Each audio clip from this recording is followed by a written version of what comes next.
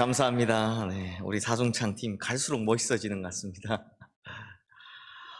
성도님들, 제1차 세계대전이 막바지에 있던 1918년 미국의 미네소타주에 있는 보베이라는 작은 탄광촌에서 사진관을 운영하던 에릭 앤스트롬이라는 사람이 있었습니다.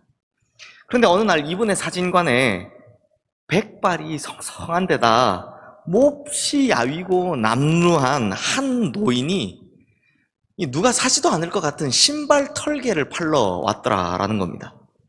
그런데요, 이 노인이 몹시 지쳤는지 사진관 한켠에서 좀 쉴 수 있느냐 이렇게 물어보더랍니다. 허락을 받은 이 노인이 테이블 앞에 앉자마자 정말 작고 초라한 보따리를 하나 꺼내선 자신의 식사를 준비하기 시작하더라는 겁니다. 보따리에서 정말 소박한 빵 반쪽과 스프 한 그릇을 꺼낸 이 노인. 그런데 몹시도 시장해 보이던 이 노인이 갑자기 식사를 하기 전에 먼저 두 손을 모은 채 감사의 기도를 드리더라라는 것입니다. 사진관 주인인 이 앤스트롬 씨는 그 모습을 보고 정말 큰 감동과 전율을 느꼈습니다. 너무나도 소박하고 작은 것에, 그런데 그것에도 하나님 아버지께 감사 기도를 드리는 이 노인의 모습에, 이전에는 이 노인이 참 초라한 노인으로 보였는데 그때부터는 이 노인이 정말 아주 큰 사람으로 보이더라라는 겁니다. 왜냐하니 그 순간 자기 마음속에 이런 생각이 들더랍니다. 이 노인은 세상적인 것들은 많이 갖지는 못했지만 사실은 다른 사람들보다 훨씬 더 많은 것을 가졌구나. 왜냐하면 그는 감사하는 줄 아는 마음을 가졌으니까. 비록 그 노인은 참 초라하고 볼품이 없고 삶에 지친 모습이었지만 그 노인의 감사 기도하는 모습에서 사실 세상 그 누구보다 부요한 사람임을 깨닫게 되었다는 것입니다. 그래서 이 모습이 너무나 감동되었던 이 앤스트롬 씨가요, 급하게 사진기를 가져와 이 노인의 모습을, 감사 기도하는 모습을 사진을 찍습니다. 그 사진이 바로 이 사진입니다. 그리고 나중에 이 흑백 사진을 보고 앤스트롬 씨의 딸인 이 로다 나이버그 씨도 큰 감동을 받아 이 사진을 유화로 그리는데요. 바로 이 작품입니다. 우리 성도님들께서 이미 많이 보셨을 것이다 라고 생각이 됩니다. 그리고 나서 이 앤스트롬 씨는요, 자신이 찍은 이 사진을 통해 당시 세계 1차 대전으로 인해서 정말 고통받고 있었던 많은 사람들에게 우리가 이 힘든 시기에도 아직 감사할 것이 남아있다라는 메시지를 전하고 싶었습니다. 그래서 이 사진을 미네소타주 사진전에 출품하였고 그 사진이 올해 미네소타주 사진으로 선정되면서 이 세상에 알려지게 되었는데요. 이 사진을 이제 사진전에 제출할 때 사진에 이름을 붙여야 되지 않습니까? 그래서 정말 삶에 지쳤던 노인이 빵 반 조각과 스프 한 그릇을 가지고 감사의 기도를 드리고 있는 이 사진의 이름을 이렇게 붙였다고 합니다. The Grace. 바로 은혜. 이렇게 붙였다고 합니다. 사랑하는 성도님들, 오늘은 한 해의 딱 절반인 7월 첫째 주, 맥주 감사주일입니다. 그런데 지난 7월 1일에요, 제가 이전 교회에서 함께 사역을 했던 한 청년이 저에게 장문의 문자를 보냈는데 그 청년이 보낸 장문의 문자의 첫 구절이 이랬습니다. 행복하고 감사한 7월이 시작되었습니다. 그런데 지금 코로나19가 아직 끝나지도 않았는데 감사라니요? 라고 반문하고 싶습니다. 그렇습니다, 성도님들. 지금 같은 상황에선 감사보다는 다른 생각이 더 많이 들겠죠. 그나마 이만하면 다행이다 라는 생각이 드시는 분들도 계시겠지만 왜 하필 지금 이때라며 원망과 불평이 나오시는 분들도 계실 것입니다. 그리고 이 코로나 사태가 길어지다 보니 감사의 가장 실제적인 적이라고 할 수 있는 이 당연함과 익숙함에 빠져 계신 분들도 계실 것입니다. 오늘 우리 장로님께서 기도하실 때 간이 굳어지면 간경화가 된다고, 영혼의 굳은 살을 제해달라고 기도하셨는데요. 이 감사에 있어서 굳은 살이 뭐냐? 바로 당연하고 익숙한 것에, 그것에 익숙해지는 것입니다. 그렇다면 성도님들, 지금은 이 코로나19가 창궐하는 이때는 감사하지 않아도 될 때입니까? 이번 맥주 감사주일은 그리 감사할 것이 없으니 그냥 넘어가도 되는 것입니까? 아닙니다. 방금 본 사진의 그 노인처럼 우리의 삶은 비록 지치고 힘들지라도 우리에게 주어진 소박한 것에서부터 감사는 시작되어야 한다라는 것입니다. 성도님들, 맥주 감사주일의 기원이 되는 것은 구약의 여러 절기들 중에 바로 오늘 본문에 나오는 77절입니다. 이 77절이 어떤 절기냐? 오늘 본문 9절 말씀에 보면 7주를 셀지니 곡식의 낫을 대는 첫날부터 7주를 세어라고 하는데요. 이 말씀처럼 77절은요, 6월절 후 안식일이 지난 그 다음 날, 그날을 이제 보리의 첫 단을 드린다라고 해서 초실절이라고 하는데요. 그 초실절로부터 7주가 지난 날, 그러니까 7일씩 7주니까 7 곱하기 7은 49. 그래서 이 49일이 지난 다음 날인 50일째 되는 날에 수확의 첫 열매를 하나님께 드린 이 감사와 기쁨의 절기다라고 해서 77절이라고 불렀습니다. 혹은 이제 6월절로부터 50일째 되는 날이라고 해서 우리 성도님들이 가장 익숙하신 이름이죠. 오순절이라고 부르기도 했고요. 혹은 또 이 수확의 첫 열매를 드린다라고 해서 이제 밀수확의 첫 열매를 드린다고 해서 맥추절이라고 부르기도 했습니다. 그런데 사실 이 맥추절은 보리수확이 아니라 밀수확을 드리는 날입니다. 보리수확은 앞서 말씀드린 대로 초실절에 드리고요, 밀수확을 드리는 거죠. 그래서 보리맥자에 해당하는 히브리어 히타가 사실은 밀을 뜻하기 때문인데요. 그렇지만 이게 번역이 틀린 것이 아니라 이 절기에 맥추라는 이름을 붙일 수밖에 없었던 이유는 밀을 한문으로 소맥이라고 하기 때문입니다. 제가 우리 교육자들에게 이 맥추라는 이름의 기원을 이야기하면서 밀을 한문으로 소맥이라고 하기 때문에 맥추라고 부른다라고 했더니 다들 소맥? 이러고 하면서 웃더라고요. 하긴 저도 어릴 때 이 맥주 감사주일 이렇게 장난스레 부르기도 했습니다. 성도님들, 소맥? 웃으셔도 되는데 그래도 지금은 이제 그게 떠오르시거나 혹은 나중에 그게 드시고 싶거나 하시면 안 됩니다. 성도님들, 여기서 정말 중요한 것은 뭐냐? 이름이 아니라 그 안에 담겨져 있는 의미입니다. 그렇다면 오늘 우리가 지키고 있는 이 맥추절에 담겨져 있는 특별한 의미가 무엇일까요? 오늘 본문 10절 말씀 우리 함께 읽겠습니다. 내 하나님 여호와 앞에 77절을 지키되 내 하나님 여호와께서 내게 복을 주신 대로 내 힘을 헤아려 자원하는 예물을 드리고. 이 말씀에 나타난 맥추절의 가장 기본이 되는 의미가 무엇일까요?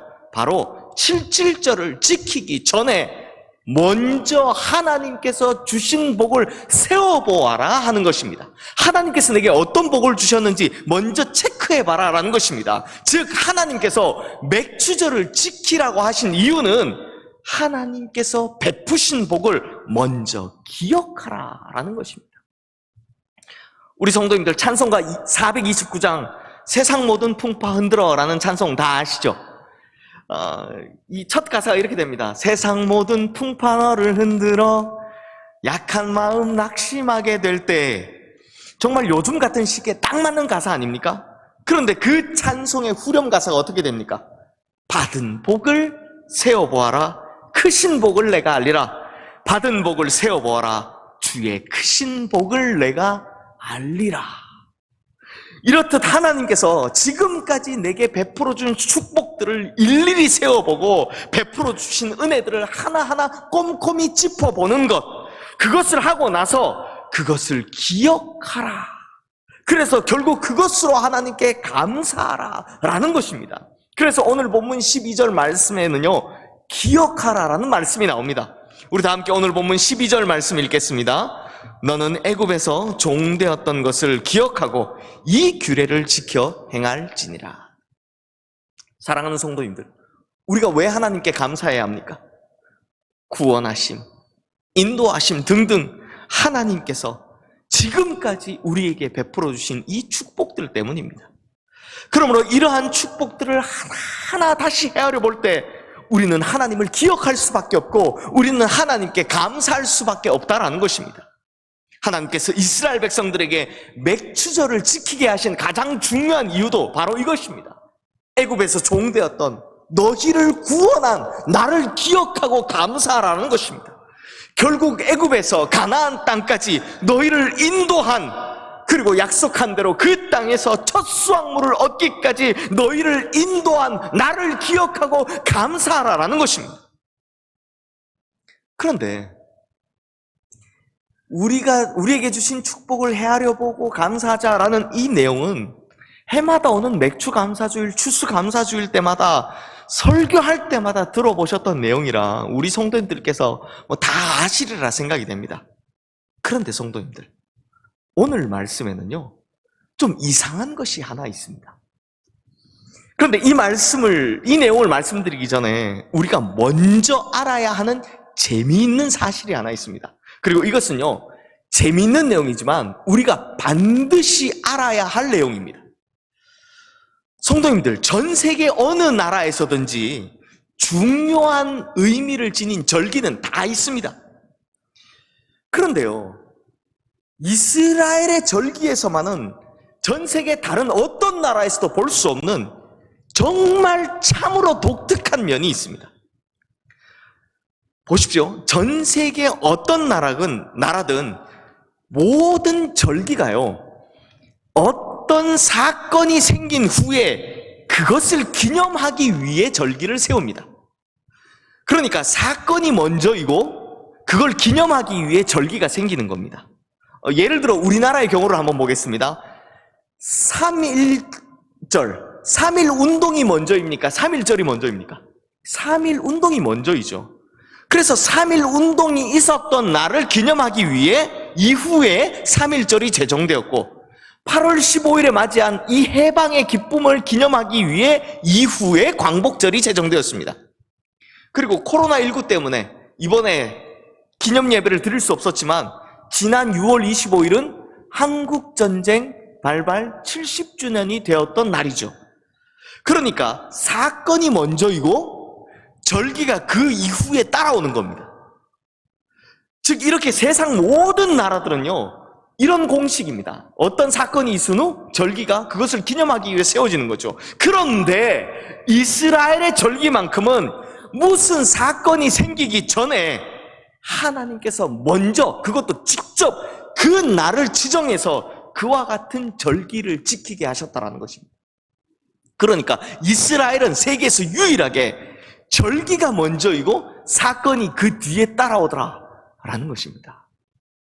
그렇다면 다시 돌아와서 오늘 본문의 이상한 점이 무엇입니까? 성도님들, 맥추절을 지키라 라고 말씀하신 이 책은요, 신명기입니다.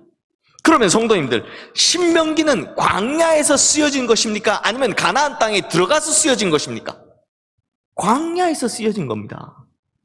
그러니까 앞서 말씀드린 이스라엘 절기의 특징처럼 이미 하나님께서 아직 농사 지은 것도 아니고 수확한 것도 아닌데 이미 하나님께서 이 절기를 지키라고 미리 말씀하고 계시더라라는 것입니다. 우리 성도님들 한번 생각해 보십시오. 이스라엘 백성들은 거리상으로는 불과 열흘 정도면 갈 수 있었던 그 가나안 땅에 들어가기까지 무려 40년 동안을 광야라는 곳에서 방황했어야만 했습니다. 그들이 40년 동안 돌아다닌 이 광야가 어떤 곳입니까? 광야는 문자 그대로 거칠고 황량한 땅이요, 아무것도 없는 땅이어서 물 한 방울, 풀 한 폭이 찾아보기 어려운 땅입니다. 그러니 그곳에서 곡식을 심고 수확을 하고 불가능한 일입니다. 그러니 지금 물 한 방울, 풀 한 폭이 없는 이 광야에 있는 이들에게 하나님께서는 밀추수에 관한 이야기를 하고 계시더라는 것입니다. 아무것도 없는 광야에서 땅 한 평 가진 것 없는 그 사람들에게 그것도 뭔가를 심어서 길러내는 것이 불가능한 그곳에서 밀추수에 관한 이야기를 하고 계시더라라는 것입니다. 그러니 지금 이스라엘 백성들에게 맥추절을 지키라는 말씀, 이게 아무런 의미가 없는 말씀 같습니까? 아닙니다. 이것은요, 지금 하나님께서는 그 힘들고 험한 광야에서 이스라엘 백성들에게 새로운 희망을 주고 계신 것입니다.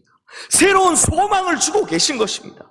그러므로 오늘 말씀은 비록 지금 눈에 보이는 것, 손에 잡히는 것, 이런 것들은 아무것도 없지만 이런 날이 올 것을 기대하라라고 말씀하시는 것입니다. 기대하라는 것입니다. 종살이 430년, 광야에서 40년, 그리고 전쟁 5년, 그렇게 기나긴 기간 동안 그렇게도 원했던 약속의 땅, 그리고 그것도 바로 자기의 땅에서 자기 손으로 직접 씨를 뿌리고 물을 주고 성실히 농사를 지어서 결국 자기 노력으로 인해 자기 수확물을 얻게 되는 그날이 올 것이다라는 그 기대감을 불어넣어 주시고 계시다라는 것입니다. 그러므로 이 말씀은 광야 생활에서 정말 지쳐버린 이스라엘 백성들에게 엄청난 위로이자 격려이며 새로운 희망을 불러일으키는 말씀이었다라는 겁니다. 그러므로 성도님들, 감사의 이유 중에 우리가 잊고 산 것이 있었습니다. 그것이 뭐냐? 바로 다가올 미래에 대한 기대감으로 인해 미리 감사하는 것입니다. 다가올 미래에 대한 희망으로, 기대감으로 미리 감사하는 것, 이걸 우리가 잊어버렸다는 것입니다. 하나님께서 반드시 축복하실 것이다, 하나님께서 반드시 약속하신 것을 이루실 것이다 라는 기대감으로 미리 감사하는 것, 이것 또한 우리가 감사해야 할 이유라는 것입니다. 성도님들, 19세기 미국 뉴욕에서 태어나서 자신의 삶의 자리에서는 변호사로, 또 법의학 교수로, 또 교회에서는 주일학교 교사로, 또 복음 전도자로, 그리고 무디 목사님의 열렬한 후원자로 아주 건실하고 행복하게 살아가던 호레이쇼 게이츠 스파포드라는 분이 계셨습니다. 그런데 이분이 1871년에 자기의 거의 전 재산을 다 투자해서 시카고에 별장을 하나 지었는데, 때마침 일어난 시카고 대화재로 인해서 그 별장이 완전히 잿더미가 되어버렸습니다. 하지만 워낙 건실한 분이라 거의 2년 만에 거의 다 재기해서 이전의 화재로 인해 상심하고 있었던 자신의 가족, 부인과 4딸과 더불어 함께 화여객선을 타고 이제 우리 여행 가자 해서 유럽 여행을 갈 계획을 세웠습니다. 하지만 이 사람이 법정 관리를 하고 있던 이 무디 목사님의 교회마저도 시카고 대화재 때 완전히 전소되었기 때문에 이 급한 목사님의 잡무를 해결해 주느라 자신은 가족과 함께 떠나지 못하고 먼저 이 가족은 보내고요, 부인과 4딸을 먼저 보내게 됩니다. 그리고 당연히 자신은 그 다음에 출발하는 배로 이제 유럽에 가서 가족들과 만날 계획을 하고 있었죠. 그렇게 모든 업무를 끝내고 가족과 재회하기 위해서 정말 바쁘게 짐을 꾸리고 있던 이 스파포드 씨에게 갑자기 그의 아내로부터 전보 한 통이 날아옵니다. 그리고 그의 아내가 보낸 전보에 이렇게 써 있었습니다. 제가 영어로 먼저 읽겠습니다. Saved alone. What shall I do? 우리말로 번역하면 혼자만 구조되었어요. 어떻게 하면 좋아요? 알고 보니 그 부인과 4딸이 탔던 여객선이요, 대서양을 건너던 중에 그만 영국 여객선인 로셔노와 충돌을 하게 된 겁니다. 그런데 스파포드 가족이 탔던, 이 부인과 4딸이 탔던 여객선이 그 대서양 한가운데서 불과 12분 만에 완전히 가라앉아 버렸습니다. 그 사고로 226명의 희생자가 나왔다라고 하는데요, 그러니까 천만다행으로 그의 아내는 구조되었지만 안타깝게도 그의 4딸은 모두 다 이 사고의 희생자가 되었던 것이죠. 이 소식을 들은 스파포드 씨가요, 급하게 배를 타고 그 구조된 아내를 향해서 출발을 합니다. 하지만 가는 내내 견딜 수 없는 슬픔에 먹지도 못하고 자지도 못하고 그저 가판 위에만 머물러 있었다고 합니다. 그러다 사고가 났던 지역에 이르자 그 배의 선장이 바로 이곳이 사고가 났던 지역임을 알려줍니다. 그런데 성도님들, 이 스파포드 씨가 자신의 소중한 딸을 내치나 그것도 한꺼번에 잃은 바로 그 자리에서 하나님의 놀라운 위로하심을 경험하게 됩니다. 그래서 그 자리에서 자신의 이 고백을 담아 단숨에 찬송시 한 편을 쓰게 되는데요. 그 시의 내용을 직역해서 이게 앞부분만 말씀드리면 이렇습니다. 나의 가는 길, 강과 같은 순탄할 때나 슬픔이 큰 바다 물결처럼 몰아칠 때나 나의 운명이 어떠할지라도 주님이 내게 가르쳐 주신 말씀, 나의 영혼은 늘 편하다. 그것이 내 영혼에 족합니다. 이 시가 바로 오늘 우리가 부른 찬송가 413장 내 평생에 가는 길, 그 가사입니다. 우리 다 함께 1절만 함께 불러볼까요?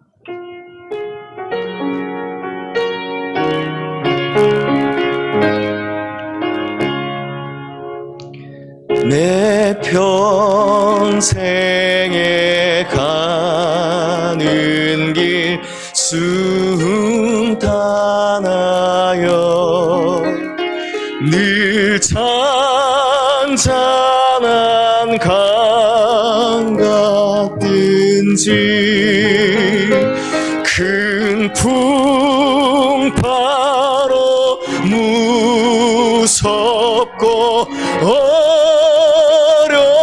어렵든지 나의 영혼은 늘 편하다.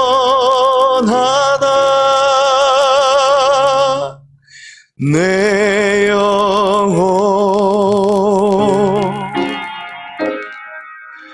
평안해.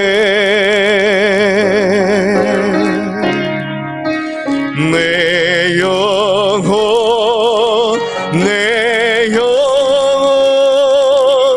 평안해.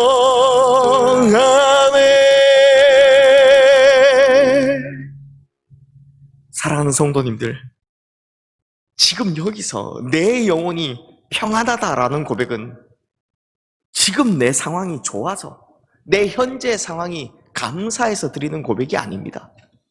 이 고백은 하나님께서 내게 그리 하실 것이다 라는 기대감을 가지고 하는 고백입니다. 지금 정말 힘들어 죽겠는데 하나님께서 내 영혼을 결국에는 평안케 하실 것이다 라는 그 기대감을 가지고 하는 고백입니다. 지금 지치고 힘들고 정말 목마르고 괴로운 광야에 있는데 하나님께서는 결국 내 영혼을 만족케 하실 것이고 내 영혼을 평안케 하실 것이다 라는 그 기대감을 가지고 하는 고백인 것이죠.